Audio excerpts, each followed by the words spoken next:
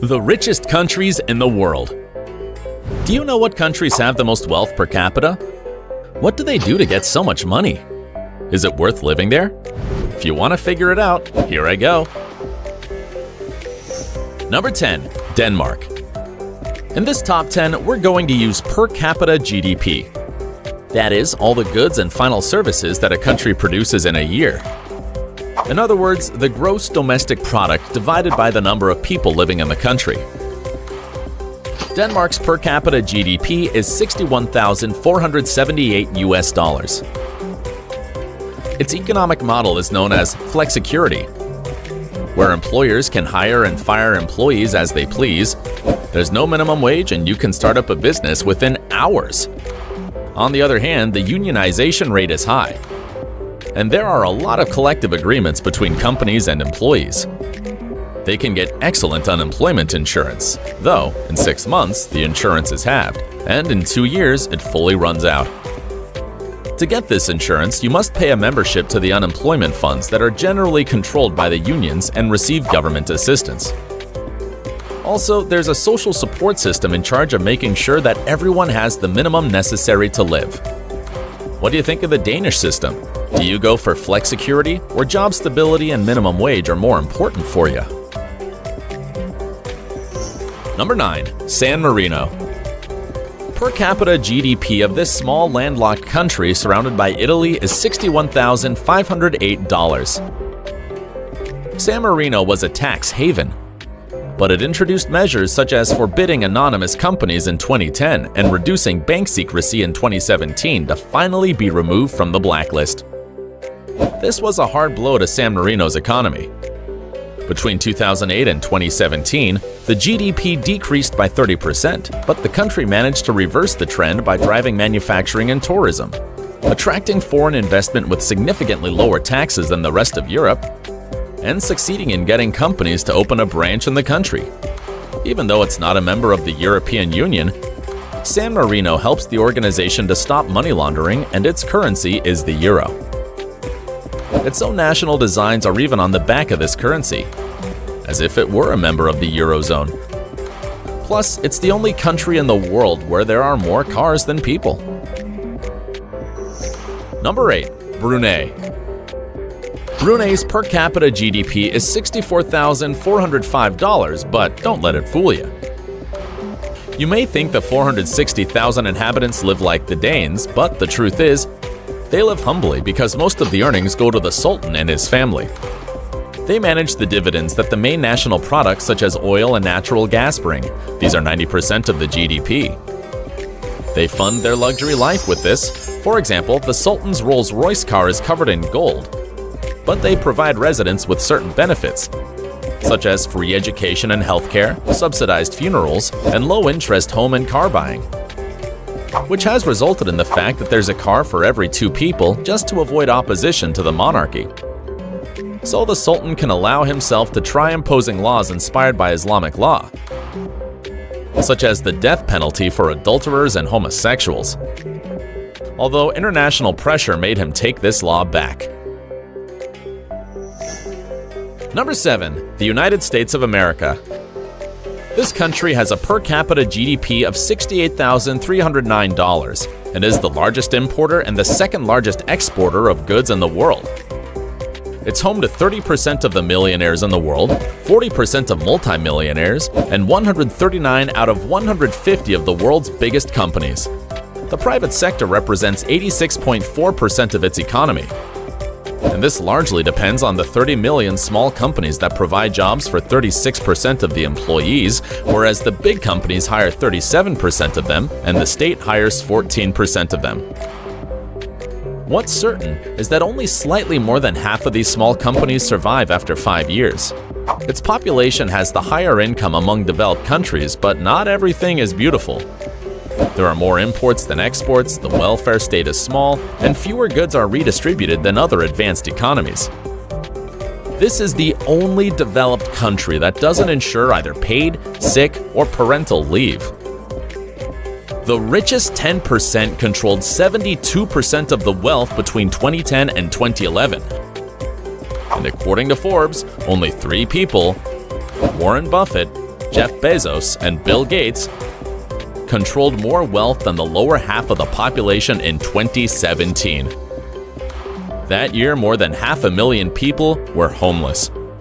In 2018, 18.5 million Americans lived in extreme poverty. Middle-class income stalled between 1998 and 2016, and 15% of the population doesn't have health insurance. Number 6.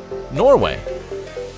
Norway's per capita GDP is $69,171. The state controls strategic sectors, such as the North Sea oil that made them rich in the 70s. The government employs 30% of the economically active population, and health care is almost free because it charges the members around $225 a year.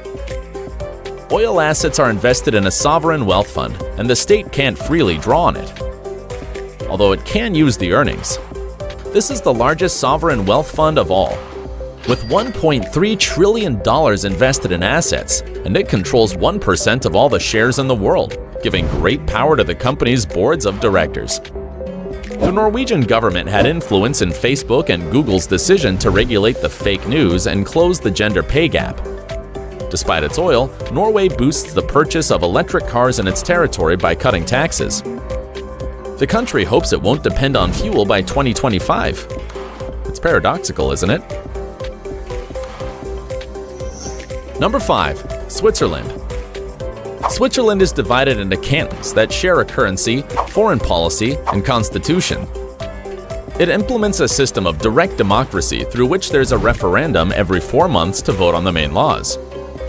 Switzerland's per capita GDP is $75,880. The taxes are low, and business creation is encouraged. Swiss neutrality has made banking an important sector. 28% of all extraterritorial funds in the world are located there.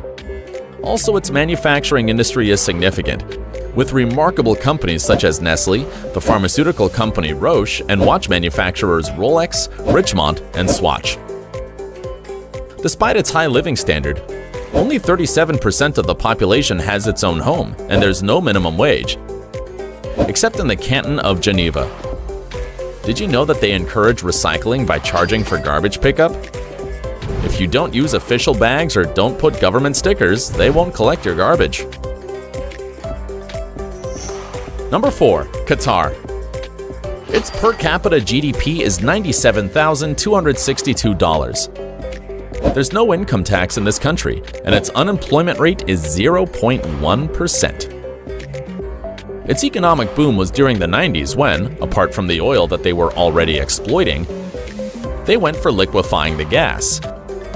That is, converting it into a liquid for easy export. Currently, oil and gas are 85% of its exports, and even though the oil fields are expected to run out by 2023, this country has the largest gas supplies in the world. Thanks to the earnings, Qatar has a sovereign wealth fund like that of Norway that has $330 billion in assets, from which $5 billion are invested in Manhattan's building projects. Other important markets are the production of petrochemicals, fertilizers, and Islamic finance. That is, banks that don't invest in activities inconsistent with the Sharia law, such as alcoholic beverages, and that don't charge interests but a fixed overcharge for credit purchases. Number 3. Ireland. Its per capita GDP is $99,239. In 1987, this country was open to receive foreign investments and had a special economic zone with reduced taxes, but its unemployment rate was 17%. As a result of a reduction in the wage tax and the simplification of labor legislation, multinationals were able to expand their headquarters and hire more people. In 1999, the special economic zone spread to the rest of the country, and now multinationals employ a quarter of the Irish workforce and pay 80% of the business taxes. In total, 14 out of the 20 leading companies in the country are U.S. multinationals. We can find Apple, Google, Facebook, Intel, Pfizer, and Microsoft. These names won't surprise you if I say that this country is one of the largest exporters of pharmaceutical products, medical equipment, and software. Number 2. Singapore. With $102,742 of per capita GDP, this city-state is a country with the highest percentage of millionaires. 1 in 6 households has $1 million available or more. Also, it's the second busiest port in the world per cargo tonnage, the largest ship repair center, and a major oil refiner. 44% of its workforce are foreigners. There's no minimum wage, the income tax is very low, and the duty is practically non-existent. The government forces its population to save a quarter of their salary. They'll use this money for medical emergencies, education, or pensions. To reduce poverty, the state gives the equivalent of about $295 or $740 to the neediest households, covering health and education. Plus, it gives a voucher worth the equivalent of $122,500 to each citizen who has children, provides poor students with low-cost laptops and refunds for public transport. However, there's no freedom of expression, and there are some strict rules such as forbidding to chew gum, and people can be punished with up to 2 years in prison. Number 1. Luxembourg. The largest per capita GDP in the world is none other than $122,740. The major economic activities are banking and industry, especially steelmaking. This country is the third most competitive financial center in Europe, after London and Zurich, and the most important banking center in the Eurozone. It benefits from its political stability, good connections with the rest of Europe, and traditional bank secrecy. In 2009, there were 152 banks with 27,000 employees. In the steel sector, the great steel producer Arbeid stands out, where the government has a share of 31%. The minimum wage is about $2,600 a month, and since 2020, the public transport is free. Have you decided which country to move to yet? Don't forget to subscribe to the channel and hit the bell icon to watch my videos on the plane. I'll meet you in the next video.